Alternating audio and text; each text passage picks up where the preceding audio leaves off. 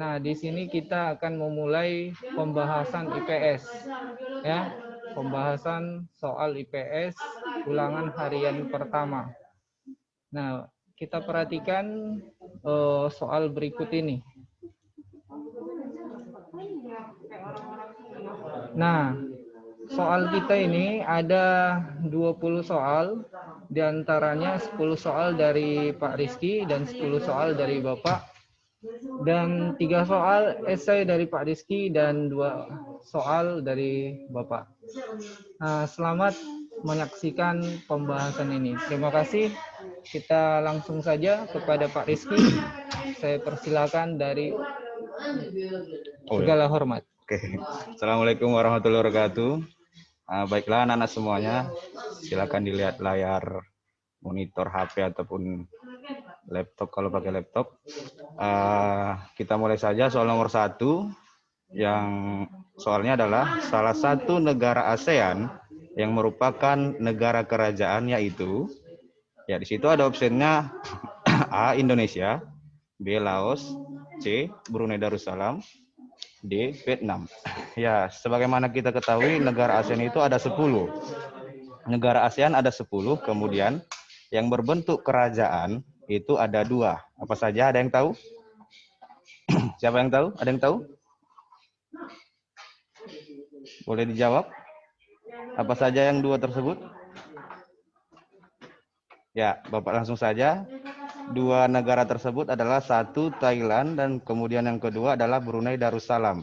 Jadi, berdasarkan dari pembahasan kita tadi, negara yang berbentuk kerajaan di negara ASEAN, di wilayah ASEAN, itu dari option tersebut, maka jawabannya adalah C, Brunei Darussalam.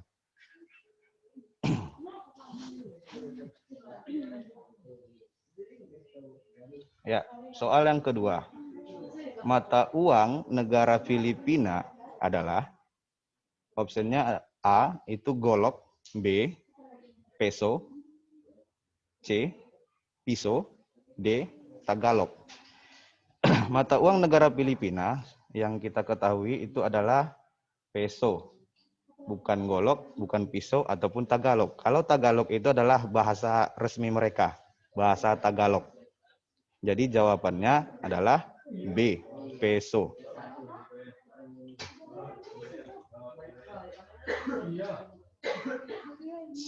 Kita masuk soal yang nomor 3. Negara ASEAN yang paling kaya adalah, di option tersebut ada A, peso, B, Thailand, C, Korut, dan D, Singapura. Kita bahas yang pertama. A itu peso, merupakan mata uang dari negara Filipina. Kemudian Thailand, Thailand kalau Bapak rasa itu bukan termasuk negara yang kaya, tapi termasuk negara berkembang sama dengan Indonesia. Kemudian Korut atau Korea Utara. Korea Utara itu bukan bagian dari wilayah Asia Tenggara atau ASEAN. Dan yang terakhir adalah Singapura. Jadi berdasarkan dari option tersebut, jawabannya adalah Singapura, D.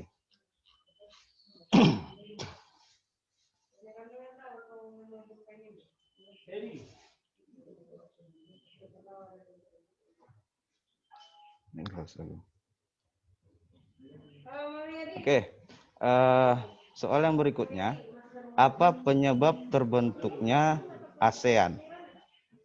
Di option tersebut ada A, penjajahan, C, B, menjadi kaya, C, kesamaan budaya, dan D, semua benar. Jadi berdasarkan keempat option tersebut,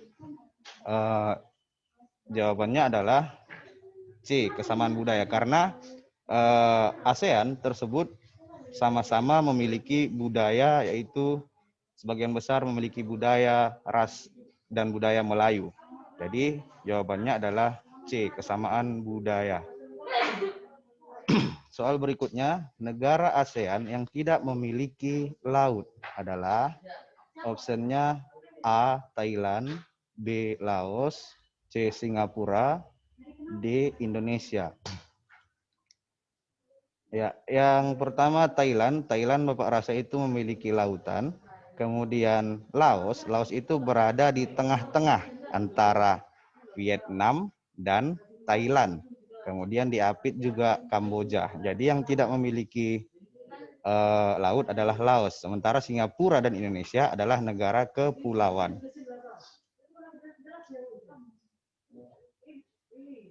Ya, kemudian soal berikutnya. Berikut ini adalah wakil pendiri ASEAN dari negara Indonesia. Jadi opsinya adalah A. Muhammad Hatta, B. B.J. Habibie, C. Insinyur Soekarno, dan D. Adam Malik. Dari opsi yang A, itu Muhammad Hatta merupakan wakil presiden Indonesia yang pertama. Kemudian B.J. Habibie adalah presiden Indonesia yang ketiga. Kemudian Insinyur Soekarno adalah presiden Indonesia yang pertama. Sedangkan Adam Malik adalah Menteri Luar Negeri Indonesia. Jadi jawabannya adalah Adam Malik. Wakil-wakil dari negara-negara tersebut adalah menteri-menteri luar negeri seperti dari Malaysia, kemudian dari Filipina, dari Thailand, dan dari Indonesia. Itu dia. Soal berikutnya adalah yang merupakan ibu kota negara Malaysia adalah A. Kelantan, B. Sarawak, C. Kuala Lumpur, D. Sabah. Bapak rasa ini kalian sudah tahu semuanya. Ibu kota Malaysia adalah Kuala Lumpur. Oke, lanjut Pak Edi. Ya, soal berikutnya adalah yang merupakan ibu kota negara Filipina adalah A. Yangon, B. Bangkok, C. Vientiane, dan D. Manila. Dari opsi tersebut, Yangon adalah ibu kota negara Myanmar. Kemudian Bangkok adalah ibu kota negara Thailand. Vientiane adalah ibu kota negara, negara apa? Negara Vietnam, Pak. Vietnam. Vietnam itu Hanoi, bukan Vientiane. Ibu kota negara Kamboja. Kemudian Manila adalah ibu kota negara Filipina. Jadi jawabannya adalah D. Soal yang berikutnya adalah di Brunei Darussalam, kepala pemerintahan dipegang oleh A. Sultan, B. Raja, C. Perdana Menteri, D. Presiden. Nah, tadi sudah kita bahas yang dari soal nomor 1. Kepala pemerintahnya adalah Sultan. Sultan. Nama sultannya adalah Hasanah Bolkiah. Itulah nama sultan sekarang yang menjabat di Brunei Darussalam. Berikutnya, Tanat Koman adalah salah satu perwakilan pendiri wakil dari negara. Opsinya adalah A. Filipina, B. Thailand, C. Indonesia, D. Malaysia. Oke. Dari Filipina itu wakilnya adalah bernama Narcisco Ramos. Kemudian dari Thailand itu wakilnya bernama Tanat Koman. Dari Indonesia tadi wakilnya bernama Adam Malik. Dan dari Malaysia bernama Tun Abdul Razak. Nah, jadi jawabannya adalah B. Thailand. Soal yang berikutnya adalah, berikut ini manakah negara yang bukan berbentuk republik? Nah, yang bukan berbentuk republik. Jadi bisa jadi dia adalah negaranya berbentuk kerajaan. Oke. Di opsinya ada A. Thailand, B. Singapura, C. Vietnam, dan D. Laos. Tadi sudah kita bahas yang berbentuk republik dan negara kerajaan. Jadi jawabannya adalah negara Thailand. A jawabannya ya. Baik, itu soal pilihan ganda dari Pak Rizky. Selanjutnya dari Bapak mengenai mobilitas sosial. Perhatikan ya. Usman adalah seorang pengusaha sukses sebagai direktur sebuah perusahaan catering. ia merintis sendiri usaha catering dari nol dan kini menjadi perusahaan yang sangat besar. Keberhasilan yang dicapai Usman karena didorong oleh faktor A. Struktural, individu, sosial, ekonomi. Nah, di sini jawaban yang paling tepat yaitu adalah mobilitas individu, karena dia yang berusaha secara sendirinya bagaimana sebuah perusahaan ini menjadi sangat besar. Oke? Baik. Kita lanjut ke soal yang kedua. Keinginan merubah kedudukan keluarga dalam kelompok masyarakat tertentu merupakan salah satu pendorong terjadinya mobilitas sosial, yaitu dari faktor. Nah, keinginan untuk merubah kedudukan keluarga dalam kelompok masyarakat tertentu itu yaitu dari faktor sosial, bukan dari faktor individual. Karena yang mendorong ini banyak orang. Karena dia salah satu pendorong dari keluarga, secara bersama-sama keluarga itu mendorong suatu kelompok masyarakat, itu namanya sosial. Ya. Jadi jawabannya sosial. Nah, yang ketiga, terbukanya kesempatan menjadi kepala desa bagi seluruh masyarakat setempat merupakan salah satu dorongan terjadi mobilitas sosial, yaitu dari faktor apa dia? Struktural kah, politik kah, ekonomi kah, atau budaya?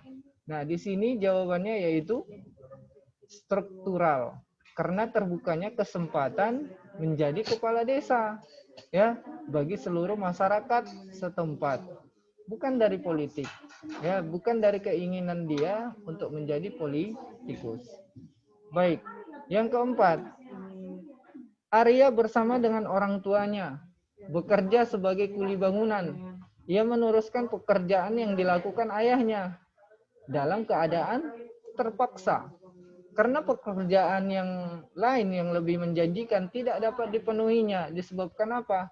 Pendidikannya yang sangat rendah. Kesulitan yang dialami Arya disebabkan karena faktor, yaitu adakah diskriminasi, adakah individu, sosial, dan kemiskinan. Nah, dari yang keempat ini, jawaban yang paling tepat yaitu kemiskinan. Ya, karena apa? Dia saja pendidikannya rendah, sehingga orang tuanya tidak mampu membiayai pendidikan si Arya tersebut. Makanya faktor kemiskinanlah yang menyebabkan Arya tersebut kesulitan mencari pekerjaan. Baik, yang kelima, Septian telah bergabung dalam Serikat Pekerja Seluruh Indonesia yang disingkat SPSI. Keanggotaan Septian pada SPSI tersebut diharapkan dapat mengangkat taraf kehidupannya dan merupakan saluran terjadinya mobilitas sosial, yaitu pada organisasi A. Ekonomi, profesi, politik, dan pendidikan. Nah, yang paling tepat jawabannya yaitu profesi, ya, karena dia bergabung dalam Serikat Pekerja Seluruh Indonesia. Dari anggota ingin menggeluti yang namanya organisasi ini, sehingga dia akan diangkat atau berpindah yang namanya mobilitas sosialnya, ya, dari taraf yang rendah ke yang tinggi. Bisa jadi dia jadi anggota, esok dia menjadi ketua. Baik, yang keenam, bagi sebagian orang menjadi anggota DPR sebuah impian, akhirnya mereka melakukan segala cara agar dapat pemilihan namanya dapat suara yang banyak. Ia akhirnya melakukan kampanye dengan menghabiskan banyak sekali uang. Nah, saluran mobilitas sosial yang digunakan dalam kenaikan status sosial seseorang adalah melalui yaitu ya organisasi politik, karena dia berpolitik untuk mendapatkan sebuah jabatan menjadi anggota DPR, ya. Nah, kita lanjut. Terdapat beberapa faktor pendorong mobilitas sosial dalam masyarakat. Contoh, faktor pendorong mobilitas yang terjadi karena faktor individu itu sendiri adalah yang jawaban yang paling tepat yaitu pengusaha kecil yang mendatangi seminar pengusaha termotivasi untuk mengembangkan mengembangkan yang namanya usahanya agar lebih berkembang dan besar. Ini salah satu contoh faktor pendorong mobilitas yang terjadi karena individu itu sendiri. Jadi keinginan seseorang itu bagaimana usahanya itu berkembang. Mungkin dari seminar atau memotivasi usahanya itu supaya dapat berkembang. Baik, kita lanjut. Pendidikan formal yang berkualitas sangat memungkinkan terjadi mobilitas sosial, terutama mobilitas sosial vertikal. Hal tersebut dikarenakan yaitu pendidikan dapat menjadi saluran untuk menaikkan kedudukan sosial. Ini kalau dia yang mobilitas vertikal. Sedangkan yang lain, jawaban yang lain itu merupakan jawaban yang mobilitas secara horizontal, ya. Baik. Tasya bergabung dengan organisasi ID, ya, dan mencapai kedudukan sebagai ketua. Nah, Tasya berhasil mengalami mobilitas sosial naik, yaitu mobilitas kambing melalui saluran mobilitas, yaitu ya pasti semuanya sudah tahu, yaitu profesi. Baik, selanjutnya yang terakhir, berikut yang merupakan contoh mobilitas sosial vertikal adalah yaitu yang vertikal yaitu Galuh mendapatkan promosi jabatan di kantor. Sedangkan yang lain ini merupakan mobilitas horizontal. Itu merupakan pembahasan kita mengenai UH1 ya. Sekarang kita bahas yaitu tentang esai. Silakan Pak Rizky. Jawabannya U. Oke, kita masuk ke soal yang pertama esai.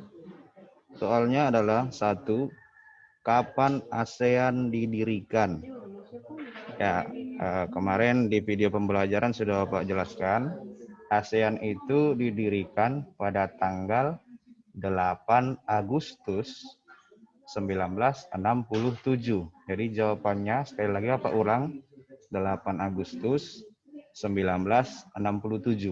Jadi disitulah ASEAN, tanggal itulah ASEAN didirikan. Oke. Berikutnya, soal yang kedua, tuliskan 5 nama tokoh yang memprakarsai berdirinya ASEAN. Ya, 5 nama tokoh tersebut adalah 1. Tun Abdul Razak itu dari Malaysia, Narcisco Ramos itu dari Filipina, Adam Malik dari Indonesia, Raja Ratnam itu dari Singapura, kemudian satu lagi adalah Tanat Koman itu berasal dari Thailand. Jadi ada 5 ya. Kemudian kita masuk soal nomor 3. Tuliskan nama-nama negara anggota ASEAN. Ya, kita mulai dari Indonesia, Filipina, Thailand, Malaysia, Myanmar, Brunei Darussalam, Kamboja, Vietnam, Myanmar, dan satu lagi, ada yang tahu? Ayo satu lagi. Timur Leste, Pak. Timur Leste itu belum dalam pelajaran kita ini belum. Ayo, saya ulang. Indonesia, Brunei Darussalam, Malaysia, Kamboja, Singapura, Thailand, Vietnam, kemudian Filipina, Myanmar, dan Laos. Jadi ada 6 ya anak-anak. Itulah dia 10. Itulah dia negara anggota ASEAN. Oke, berikutnya dilanjutkan oleh Pak Edi. Oke, tuliskan 2 contoh masing-masing mobilitas vertikal dan mobilitas horizontal. Ini bervariasi ya. Kalau dia mobilitas vertikal antara siswa dengan guru, dia dulunya siswa, sekarang dia naik menjadi SMA. Itu namanya mobilitas vertikal. Sedangkan mobilitas horizontal dia perpindahan dari kelas 81 ke 86. Tetap dia kelas 8. Ya, ini bervariasi, ya. Nah, yang kelima, tuliskan 3 masing-masing faktor penghambat dan faktor pendorong. Faktor penghambat ya yaitu diskriminasi, ya. Yang kedua seperti diskriminasi, kemiskinan, pengangguran, dan macam-macam yang lainnya. Dan faktor pendorong mobilitas sosial yaitu keluarga, ya, sosial,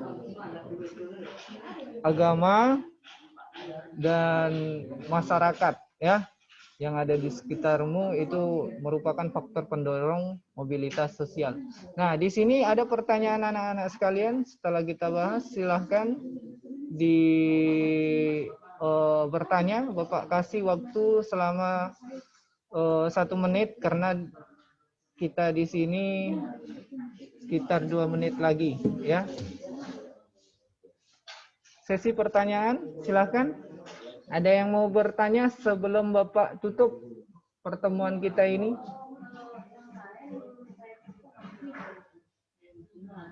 Silakan hidupkan mikrofonnya apabila mau bertanya.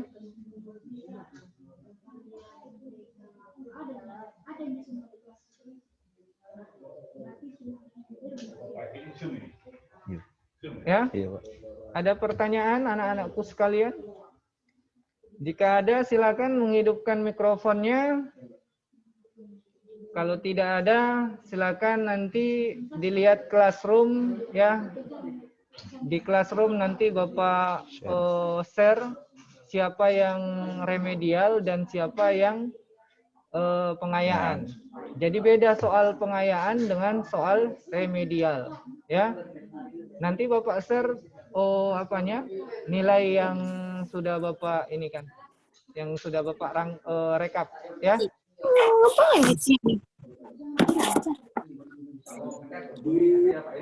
Udah?